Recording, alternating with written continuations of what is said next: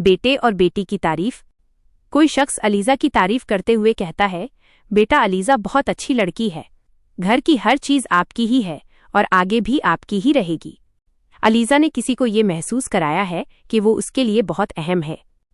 कोई व्यक्ति फरीद को दीवार की तरह इस्तेमाल करके हमजा और सिकंदर को एक दूसरे के सामने खड़ा करना चाहता है। धमकियां और मुकाबला।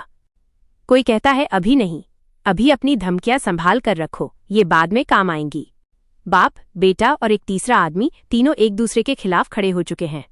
कोई गुस्से में धमकी देता है, मैं तुम्हारा ऐसा हाल करूंगी कि याद करोगे। दूसरा कहता है कि वो ऐसा होने नहीं देगा। रिश्तों की उलझन। कहा जा रहा है कि अलीज़ा ने कोई अच्छाई या भलाई की है जिसकी वजह से उसे अली मिलना चाहिए। कोई शख्स चाहता है कि हमजा और सिकंदर आमने सामने आ जाएं और कहता है कि फरीद को ये सब दिख ही नहीं रहा। कोई शिकायत करता है कि जब उसे ज़रूरत थी उस समय फरीद काम नहीं आया। कोई अपने तजुर्बे की बात करता है तो दूसरा कहता है कि उसे फिक्र नहीं करनी चाहिए। घर को बर्बाद करने की साजिश। कोई खुलकर मान लेता है, आपने सही पहचाना, इस घर को बर्बाद करने की पहली ईंट मैंने ही रखी है।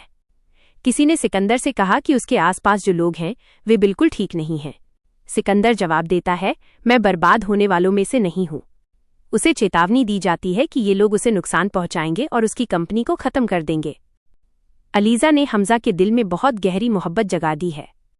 अलीज़ा ने हमजा के पिता यानी सिकंदर के पिता को ऑफिस बुलाने की भी बात कही है। जब अलीज़ा का ससुर ऑफिस आएगा तो वो उसकी तारीफ किए बिना नहीं रह पाएगा।